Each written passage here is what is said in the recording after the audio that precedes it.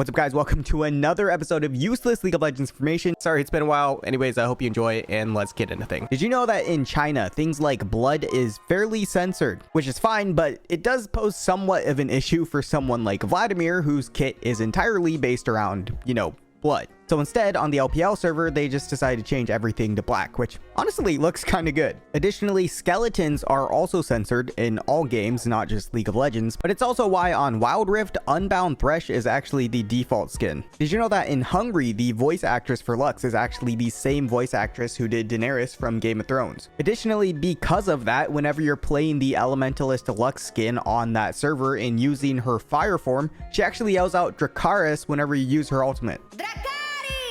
Have you ever wondered what League of Legends would look like as a battle royale mixed with anime characters? Well, believe it or not, that game actually already exists and is called Eternal Return, who's also the sponsor of today's video. Now, there are a lot of games out there to try these days, but if you really do like League, then this is definitely one worth giving a shot because it's literally just League, but as a battle royale. The best part is that so many of the controls and key bindings are set up the same too, so it's really easy to pick up. Each match is really fast paced, has 8 teams of 3, the game already has 82 unique characters, which a few new ones just got added into the game, and there's always constant updates to the game too. Which, speaking of, this is actually the perfect time to try it out because their new season and second anniversary is underway, and a variety of free rewards are available for a very limited time. And the best thing is, this game is 100% free, so there's no reason not to try it out using my link below. Thanks again, Nimble Neuron, for sponsoring the video, and now back to the video. Did you know that if you hit an enemy with Yunara's W Arc of the Judgment, a little message note pops up saying, "Take this prayer bead and eat it," which is a reference to the infamous potato chip scene in Death Note. I'll take a potato chip and eat it. Did you know that if at any time Mel kills Mbessa in-game, Mbessa actually gains a buff that says Mel has killed Mbessa? This is a new feeling, pride in someone else, finally. Which is actually a reference to a Dragon Ball Z clip. This is a new feeling,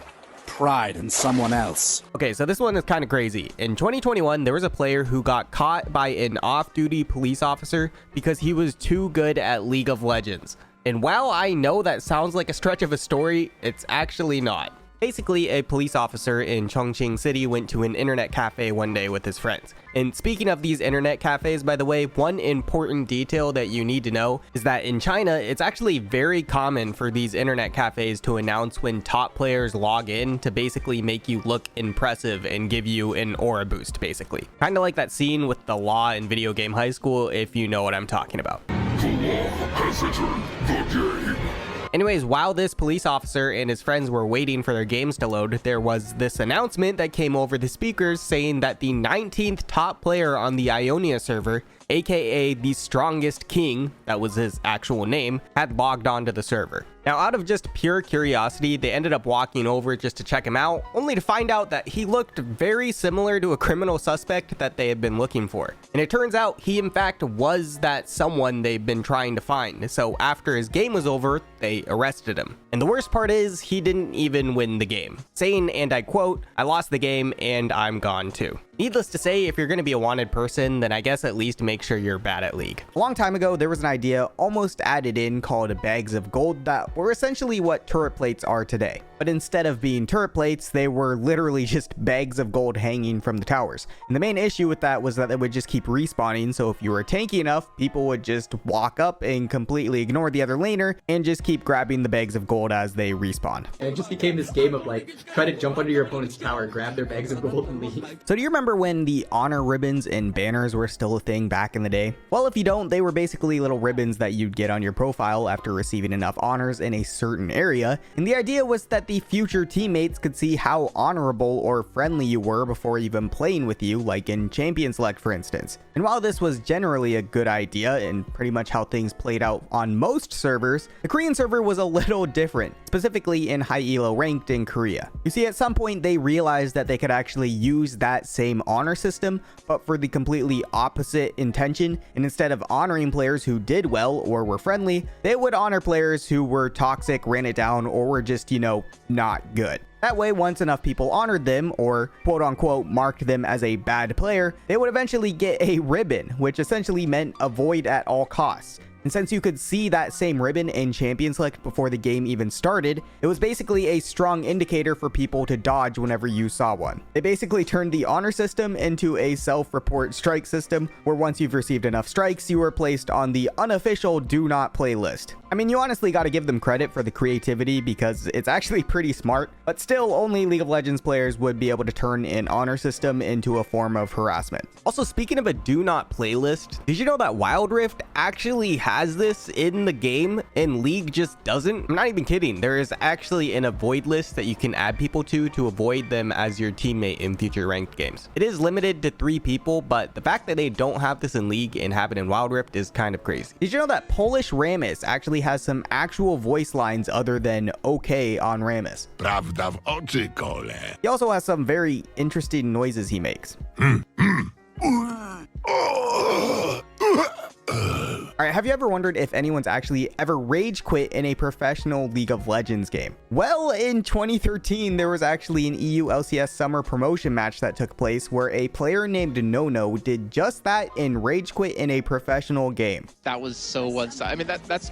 Well, actually, we have a disconnect out of Nono. I'm not sure if that was on purpose or not, or if that was like a bug, but... And against Authority are obviously down a lot right now in terms of, you know, their mental state, because Nono has left the game and there's no pause, which tells me he's not had a disconnect. He's left the game. I'm hearing from analysis that he actually said GG and quit the game. Wow. And then reconnected. You can actually see him screaming at his screen in the background too. Now, what's even more insane is that this match wasn't just like a promotional event for Riot. It was actually a legitimate promotional game for the players in their chance to move up to the big leagues and secure an LCS summer split spot. Basically a potential start to a real career in League of Legends. But now he's back. I think that's a case of his teammates saying, you know, we're fighting for our damn careers here, man. Get back into the game. Now, if him leaving doesn't seem bad enough, it actually gets worse. Because not only did he leave during the middle of the game, but he actually came back and started trolling his team too. He started doing things like taking jungle camps from his jungler, or just making really dumb plays. Clearly the most sane professional League of Legends player. But still, in the meantime, Nono's pushing the top lane, and I mean, okay, I'll be just blunt and honest. I mean, this isn't even him just like, oh, I'm gonna split push, guys, you know, try to hold on to it. It's just him being frustrated. Also, in case you're wondering, SNS, or Sinners Never Sleep, did end up sweeping them 3-0-2 and securing the LCS summer split spot. They need to just take a second and, you know, talk it over and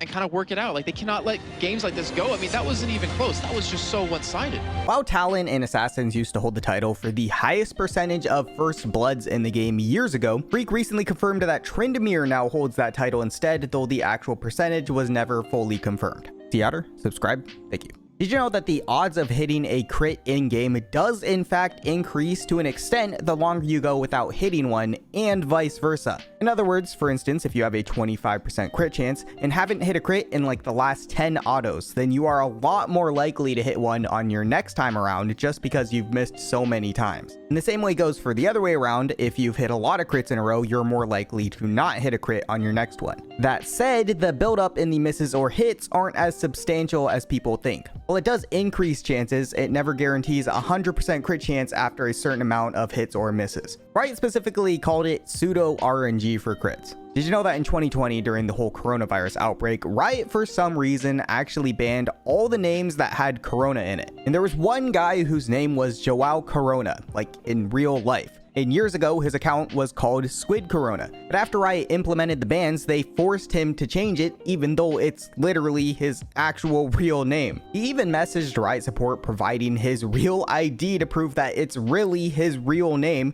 and they still wouldn't budge. And they said that it's because the case is sensitive and that it may affect others. They then even went on to give specific reasons on what they consider negative names. Things like if they're offensive, /inappropriate, /racist, /sexist, /homophobic, etc. Which now, even if we humored the idea that his personal name was somehow offensive, which by the way, rude, that then leads to the other question on how in the hell did some of these other names make into the game, like Aram Cream Queen 69, Adolf Crittler, Zoe's Wet Undies, Cog in My Vagina 69, Nut on Zoe, Lubed Threshlight, and Wide Butthole. And while some of these may be funny as well as some very disturbing, there are actually even more names out there that are actually so bad that I don't even want to say them or fully show them. Needless to say, it kind of makes you wonder if Corona, a word that literally translates into crown in every single language, and someone's real name was really the biggest area of concern and issue here. Anyways, it wasn't really until he decided to make a Reddit post about it,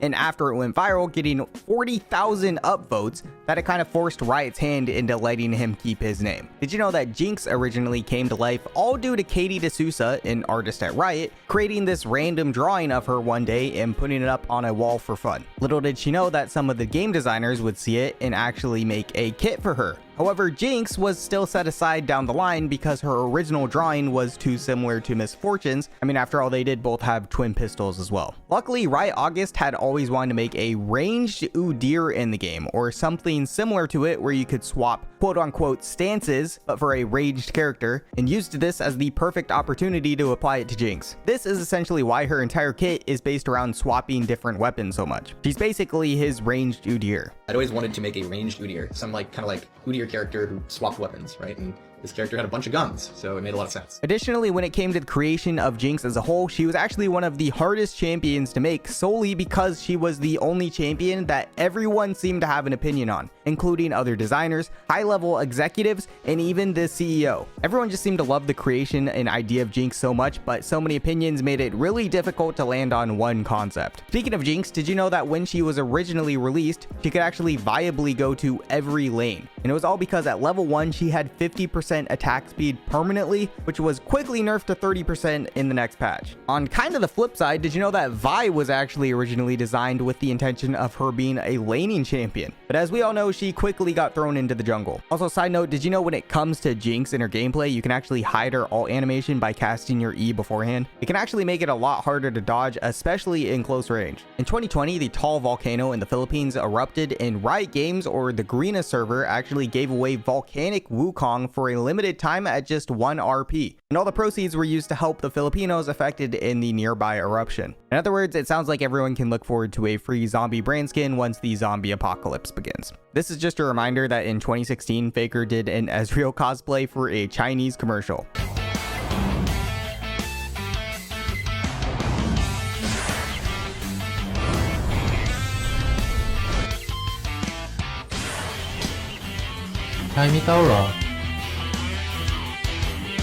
Also, for those wondering, the commercial was for a food delivery service targeted at college students or young adults, and they used Ezreal because they took pride in their speedy, fast deliveries, like Ezreal's Arcane Shift. Not gonna lie, if I saw this commercial, I would definitely be sold. In 2022, Tyler1 was playing in a show match with a bunch of other streamers and content creators like Doublelift, and during it, he non-consensually bullied and camped the crap out of a top laner who just so happened to be actually Iron. His presence scares them back to the top lane, and Trisha getting another visit from T1. Sneaky and pops her on the head. And if you thought Tyler1 camping her wasn't bad enough, to make things even worse, she was already laning versus Sneaky in the top lane. You do know that you guys just ganked with a former pro player against an Iron player, right? Listen, I don't care. Doublelift is so cringe. He said he was going support. So I'm like, all right, I'll go support. He locks in as the only champion he can play nowadays, and is like trying to smurf on my bronze AD carry. Look at him down bot lane, like farm. He's holding like a 20 minion freeze under his tower. She's bronze, so it is what it is. I'm gonna take their Iron player out of the game. I don't care.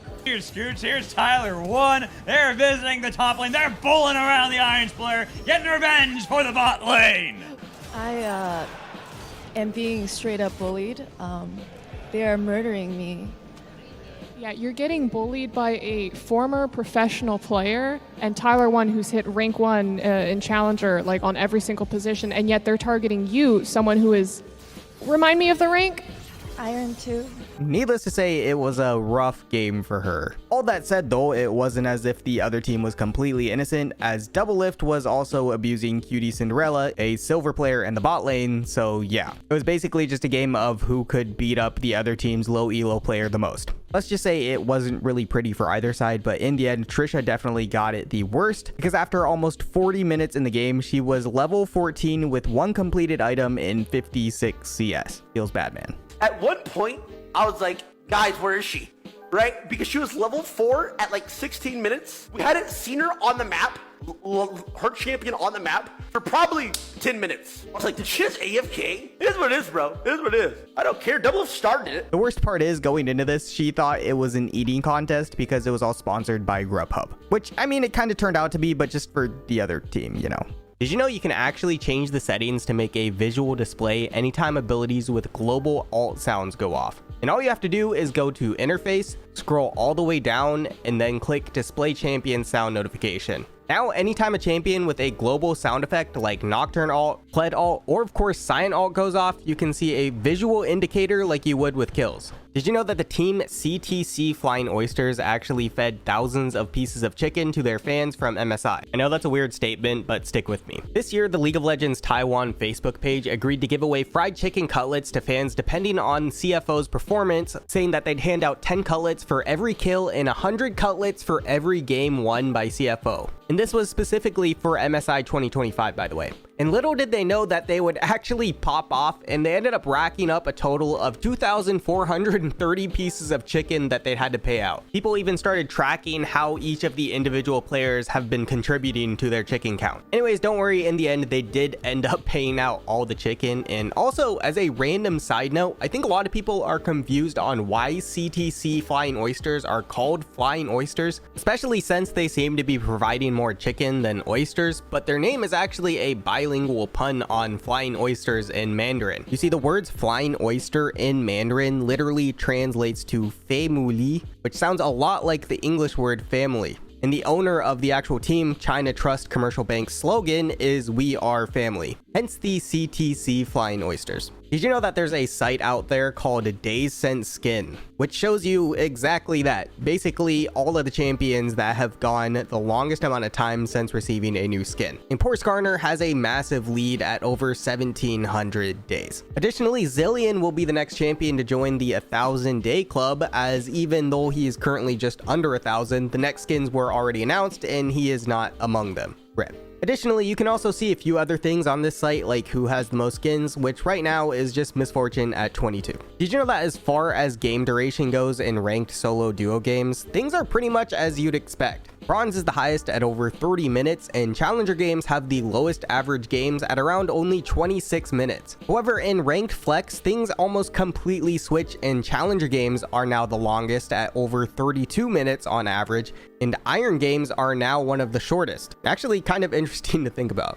Additionally, when it comes to surrender stats, things also change around a bit, because in ranked solo duo games, Challenger games have the highest surrender rate at 43.7%, but in Ranked Flex, Iron games have the highest surrender rate at 44.4%. If anything, at least Iron players know how to give up as a team. This kind of came out of nowhere, but a bit less than a month ago, the Nusantara Cup came to an end, which is one of the first higher level Indonesian events in years, and the winner of it actually qualifies for the LCP promotion, and then actually has a chance to qualify for the 2026 season. Anyways, this year, that event was won by a local Korean barbecue restaurant from Indonesia called Yeongdepal Korean Barbecue Restaurant. And yes, that is their official name. This might be one of the most underdog teams we've seen in a while, and honestly, it's just genius marketing if anything. But who knows, this could be the start of Yeongdepal's Korean Barbecue Restaurant's Cinderella story run at Worlds. And lastly, Riot wanted to give you some really solid advice, and that's to let you know if someone is making you feel uncomfortable in the game, you should report them. Thanks, Riot. Hey guys, thank you so much for watching. Also, really quick, I know I've been on an unexpected hiatus, but thank you all who've stuck around. I didn't expect to be gone so long. A lot of stuff happened, good and bad, but I'm back now, so be on the lookout for more videos soon. Also, really quick, I want to give an actual massive shout out to all my members and Patreons who've continued to support me. Like a seriously massive shout out, because I have no words. Like honestly, Wolf Gooseman, Weehat, and Hagel, like thank you guys so much. Even though some of you guys are no longer active, I seriously want to thank you guys for how long you've stuck around. Anyways, thank you guys so much, and I will see you next time. Bye.